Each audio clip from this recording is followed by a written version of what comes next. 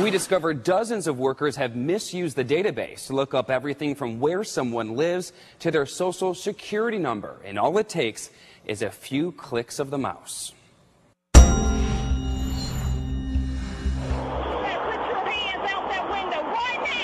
When State Trooper Donna Watts pulled over a fellow officer for speeding, she followed the law. Because all she did was, she was doing her job. Get out of the vehicle! After she arrested him, her attorney Mirta Desir says dozens of fellow officers broke the law. They looked up her most personal information on what's called the David system. How many times was her information looked up? Once or twice? No, actually, it's several hundred times. Several hundred times. Several hundred times? Yes. That's a lot. Yes.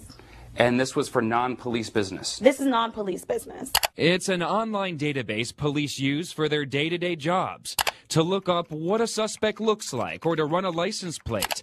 It's a crime-fighting tool, but because of the abuses, some have another name for it. Facebook for cops. Former Treasure Coast Deputy Tony Foudy was known amongst law enforcement for her fairy tale good looks, according to former deputy Salvador Rastrelli. She's attractive. Like I said, she's Snow White character for Disney World up in Orlando, and I think that had a lot to do with it. Dozens of fellow officers looked up her most private information hundreds of times. I was shocked. I was shocked. Desir represents both Watts and Foudy and a dozen others.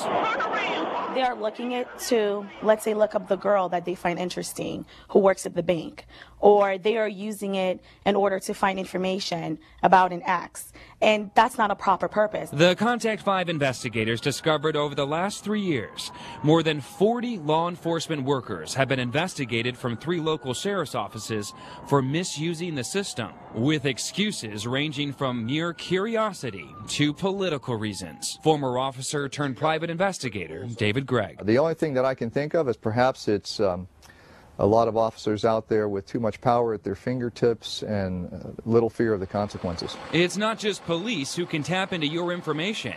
So can workers across the state, from the tax collector's office to county clerks. That requesting agency is really responsible for making sure it's being used properly. The Florida Department of Highway Safety and Motor Vehicles is in charge of the system, but it's up to agencies to police themselves. A red flag for me might be different for a red flag for somebody else. There was no red flag when this Broward County court clerk employee was caught stealing social security numbers to commit identity theft. These agencies need to put proper policies in place.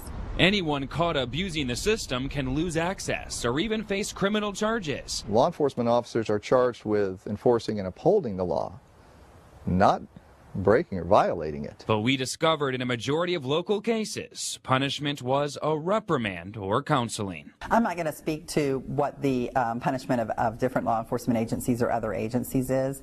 I can tell you what they have to tell us is that they've taken some action to ensure it won't happen again. All of the investigations we reviewed in our area were initiated only after the victims came forward or after receiving media attention like Donna Watts. My clients knew that something was off and they checked.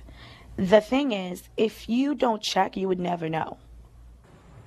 You can check with the state to see if your information has been accessed, which agency looked it up, and why. In fact, the amount of people who checked has tripled over the past year. It's pretty easy to find out. We have all that information on the front page of our website right now at WPTV.com. And Kelly and Michael, the state says it has now started a new policy. They're now going to do random audits of their own every 2 to 3 years. Used to say it was like something out of George Orwell's 1984, but I don't think he could have imagined where we're going with privacy or the breakdown of it. Absolutely. And it's all right there with a few clicks of the button. And no doubt we'll be talking to lawmakers about putting up new barriers to this, too. In the weeks ahead, absolutely. Thanks a lot. Thank you, Dan.